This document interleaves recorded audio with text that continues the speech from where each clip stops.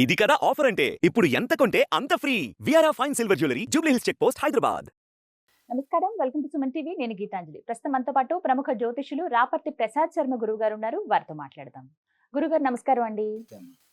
గురుగారు, ద్వాదశ రాశుల్లో జన్మించిన వారి జాతక ఫలితాలు ఈ విశ్వవసునామ సంవత్సరంలో ఎలా ఉన్నాయో తెలియచేయండి. ముందుగా మేషరాశి. మేషరాశి అనేసరికల్లా ముందుగా వారికి సత్ఫలితాలు ఎప్పుడూ కూడా అప్పుల్లోనే ఉంటారు మేషరాశి వారు. ఎందుకని? వాళ్ళ జీవితం అంతా కూడా ఏదో ఒకటి కొంటూనే ఉంటారు కనుక. అయితే మేషరాశికి వచ్చేసరికల్లా అమ్మ ఆదాయం 2, ఖర్చు 14. అబ్బో, ఎప్పుడు ఆ విధంగానే కనబడుతూ ఉంటుంది. మిగతావన్నీ మారుతూ ఉంటాయి కానీ దీనికి మాత్రం మారదు. ఏంటంటే మేషరాశి అశ్విని, భరణి, కృత్తిక నక్షత్రాల్లో జన్మించిన వాళ్ళు మేషరాశికి వస్తారు.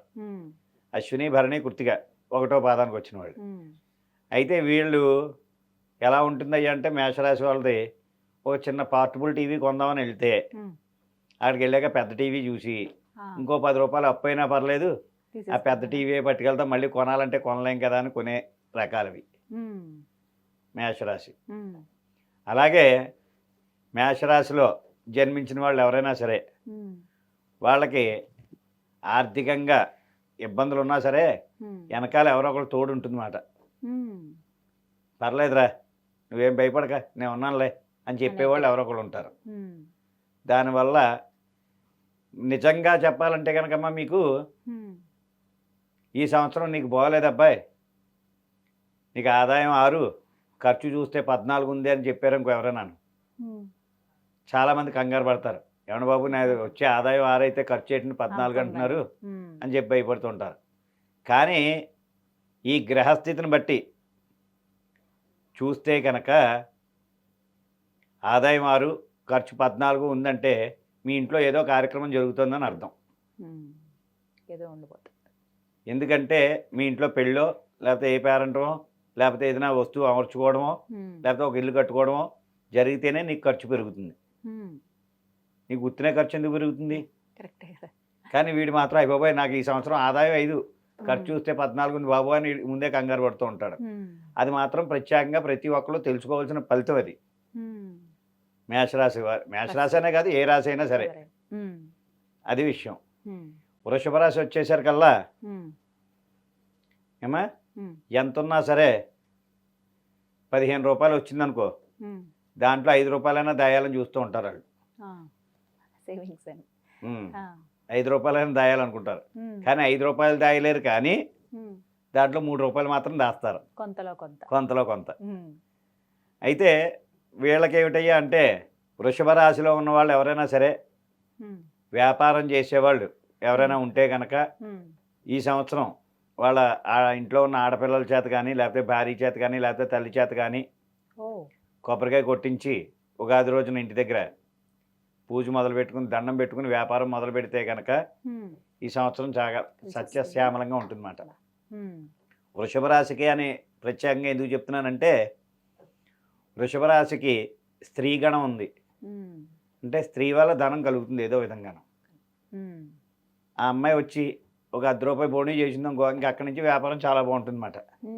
మన తల్లి అవ్వచ్చు, చెల్లి అవ్వచ్చు, ఎవరైనా పర్లేదు, భార్య అవ్వచ్చు. అదేవిధంగా వృషభ రాశి. మిథున రాశిలోకి వచ్చేసరికల్లా మిథున రాశి వారు ఈ సంవత్సరం ఏదో పోగొట్టేద్దాం అనుకుంటూ ఉంటారు, కానీ ఎంత చూసినా సరే అదే సముద్రంలో ఈత కొడుతూ ఉంటారు తప్ప ఎదరికి వెనక్కి కూడా రాలేరు. వాళ్ళది ఆ విధంగా ఉంటుంది. వాళ్ళకి ఏమిటయ్యా అంటే ప్రతిరోజు స్నానం చేసేటప్పుడు ఒక చిటికెడు పసుపు నీళ్ళల్లో వేసుకుని స్నానం చేస్తే కనుక వాళ్ళు అనుకున్న కార్యక్రమాలన్నీ కూడా అవరోధిస్తారు అన్నమాట. కొంచెం ఒక చిటికెడు పసుపు నీళ్ళల్లో వేసుకుని స్నానం చేస్తే వాళ్ళు ఆ యొక్క కష్టం నుంచి అవరోధిస్తారు. కర్కాటక రాశి. కర్కాటక రాశి దగ్గరికి వచ్చేసరికల్లా మనం వాళ్ళకి వ్యాపారం చేసేవాళ్ళు అవని లేదా ఒక ఇల్లు కట్టేవాళ్ళు అవని అదేవిధంగా ఎవరికైనా వడ్డీకి ఇచ్చేవాళ్ళు అవని వీళ్ళు మాత్రం ఈ సంవత్సరంలో కొంచెం చాలా జాగ్రత్త వహించాలి. వీళ్ళ చేతితో ఇచ్చిన డబ్బులు మళ్ళీ తిరిగి రావడం కొంచెం కష్టం అవుతూ ఉంటుంది. వ్యాపారంలో ఒడిదుడుకులు ఉంటూ ఉంటాయి. ఇలాంటివన్నీ కూడా కొంచెం అవరోధించాలంటే కనుక వీళ్ళు ప్రతిరోజు కూడా శివాలయం కానీ లేదా కళ్యాణమైన వేప చెట్టు రావి చెట్టు ఉంటుంది కదమ్మా, దానికి ప్రదక్షిణం కానీ చేస్తే కనుక శివాలయ దర్శనం కానీ చేస్తే కనుక చాలా బాగుంటుంది వీళ్ళకి. ఎప్పుడైతే ఆ విధంగా ఆచరించారో వారు అనుకున్న కార్యక్రమాలన్నీ కూడా చక్కగా నెరవేరుతాయి. సింహరాశి, సింహరాశిలోకి వచ్చేసరికల్లా ఒడిదుడుకులు విపరీతంగా ఉన్నాయమ్మా ఈ సంవత్సరం. అయితే ఇంట్లో వాళ్ళకి కానీ వాళ్ళకే కానీ ఎవరికోళ్ళకి ఆరోగ్యం బాగోపోవడం, ఇబ్బందులు నరాల మీద ఎముకల మీద వీటి మీద చూపించడం ఇలాంటివి జరుగుతూ ఉంటాయి. జరగడం వల్ల ఏంటయ్యా అంటే వీళ్ళు ముందుగానే భయపడిపోయి ఏదో అయిపోతుందేమో అనుకుంటూ ఉంటారు సింహరాశి వారు. అలా కాకుండా మనం వాళ్ళకి ఎప్పుడైనా సరే ఒడిదుడుకులు వచ్చినప్పుడు కానీ కొంచెం ఇబ్బందులు కలుగుతున్నాయి అనుకున్నప్పుడు కానీ వాళ్ళు శక్తి స్వరూపిణి, శ్రీచక్ర స్వరూపిణి శ్రీ రాజరాజేశ్వరి దేవి యొక్క పూజ ఆచరిస్తే కనుక చాలా బాగుంటుంది. అంటే వీళ్ళని గుడికే వెళ్ళమని కాదు, ఆ గుడికి వెళ్ళి చేసుకున్నా పర్లేదు, లేదా ఇంట్లో లలితా శాస్త్ర పారాయణం చేసుకున్నా, రాజరాజేశ్వరి పూజ చేసుకున్నా చాలా విశేషంగా ఉంటుంది. ఎందుకంటే ఖడ్గం, శరణం, శాంతి స్వరూపిణి ఇవన్నీ కూడా, ఖడ్గం పట్టుకున్నదే ఆవిడే, శాంతంగా ఉండేదే ఆవిడే, పెట్టేదే ఆవిడే. అందువల్ల సింహరాశి వారికి ఒడిదుడుకులు ఎక్కువగా ఉంటాయి కనుక లలితా పారాయణం చేసుకోవడం కానీ, రాజరాజేశ్వరి పూజ చేసుకోవడం కానీ ఈ విధంగా చేసుకుంటే కనుక చాలా బాగుంటుంది. కన్యరాశి వారికి, కన్యరాశి వారి దగ్గరికి వచ్చేసరికల్లా వీళ్ళకి ఈ సంవత్సరం ఆదాయంలో కానీ ఖర్చులో కానీ అన్నీ కూడా సమానంగా ఉన్నాయి, చాలా బాగుంది ఏమా. వీళ్ళు అనుకున్న కార్యక్రమాలన్నీ కూడా దిగ్విజయంగా జయప్రదం చేస్తారు. ఆ తర్వాత వాళ్ళు ఏదైనా వ్యాపారం కానీ ఏదైనా మొదలు పెడితే కనుక వాళ్ళకి అనుకున్న పనులన్నీ కూడా సక్రమంగా జరుగుతాయి. వాళ్ళు ప్రతిదీ కూడా ఏదైతే అనుకుంటున్నారో ఆ కార్యక్రమం కొంచెం కొంచెం ఆలస్యం జరుగుతూ ఉంటుంది. ఆలస్యం జరగకుండా ఉండాలంటే కనుక వాళ్ళు శనివారం నాడు వెంకటేశ్వర స్వామి ఆరాధన చేస్తే కనుక చాలా బాగుంటుంది. ఆరాధన చేసుకుంటే కనుక చాలా విశేషంగా ఉంటుందన్నమాట. ఆ విధంగా చేసుకుని వాళ్ళు ఏ విధంగా ఉంటుందో తెలుసుకోవచ్చు. గురుగారు, మరి తులారాశి వారికి ఎలా ఉండబోతుందండి ఈ సంవత్సరం? ఇప్పుడు తులారాశి వారికి అయితే కనుక షష్టం త్రిగుణాకారం, వీళ్ళకి ఏదైనా సరే మూడు ముక్కల ఆటలా ఉంటుందన్నమాట. ఏదైనా ఒక కార్యక్రమం ఆచరించాలంటే కనుక చాలా కష్టంగా ఉంటుంది ఈ సంవత్సరం.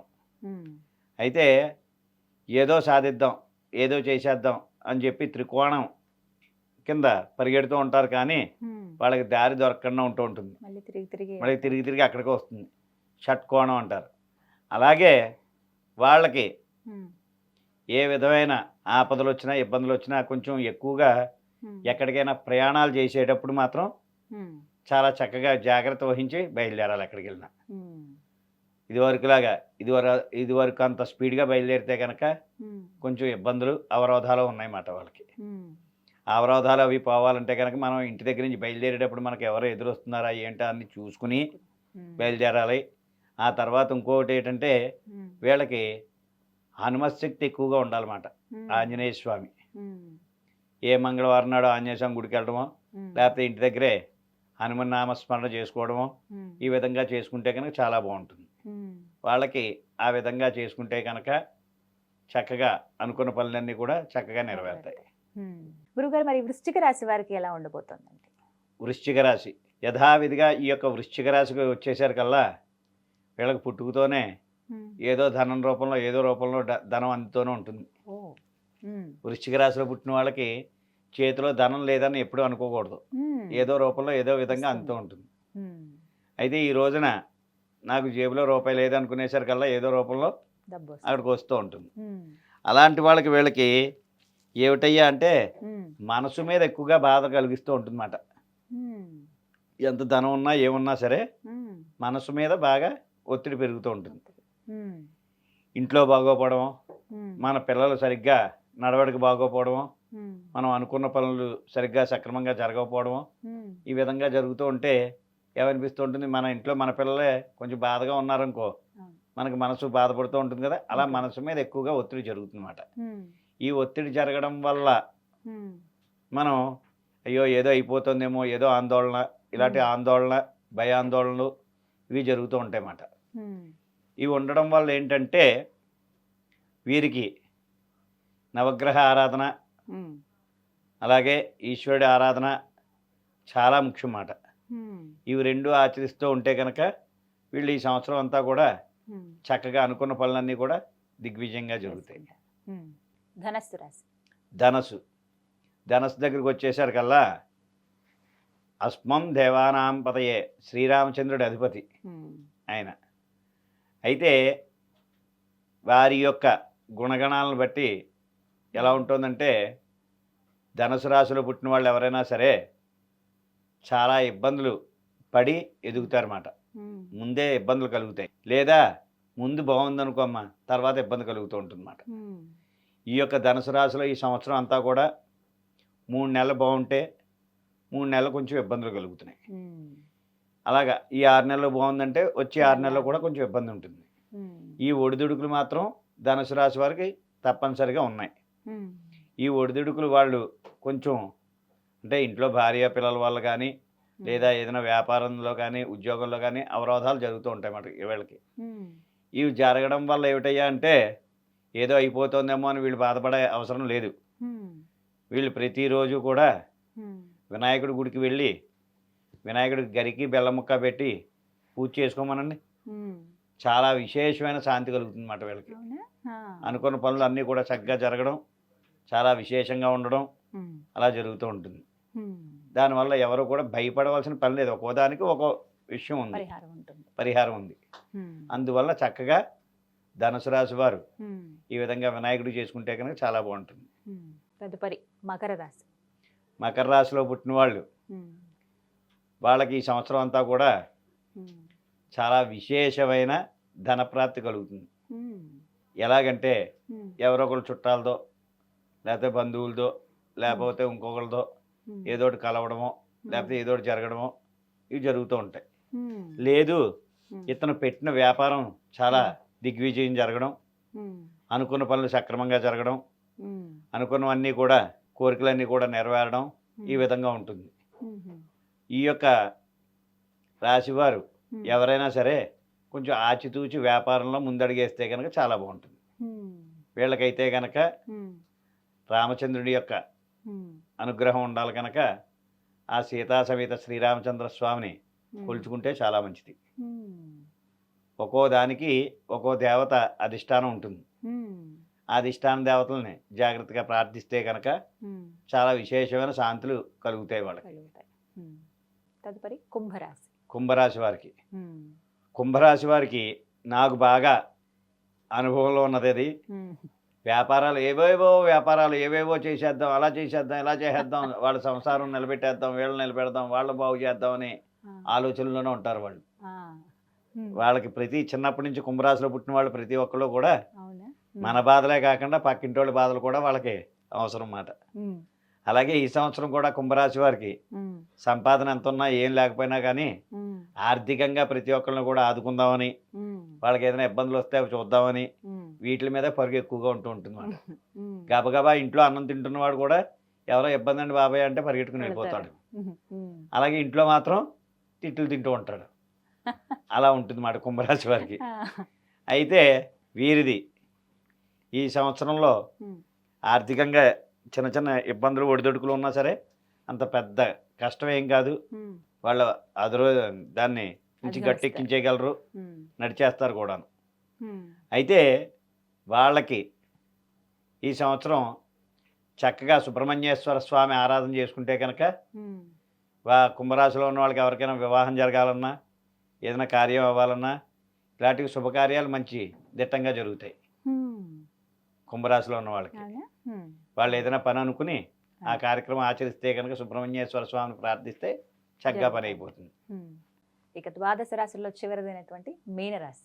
మీనరాశిలోకి వచ్చేసరికల్లా మీన రాశిలో పుట్టిన వాళ్ళు ఎప్పుడూ కూడా కొంత మటుకి మనం దాచుకుని కొంత మటుకి ఏదైనా ఖర్చు పెడదాం, కూతురికి ఏదో ఒకటి కొందాం, వాళ్ళకి కొందాం, వీళ్ళకి కొందాం అని ఏదో దాస్తూ ఉంటారు.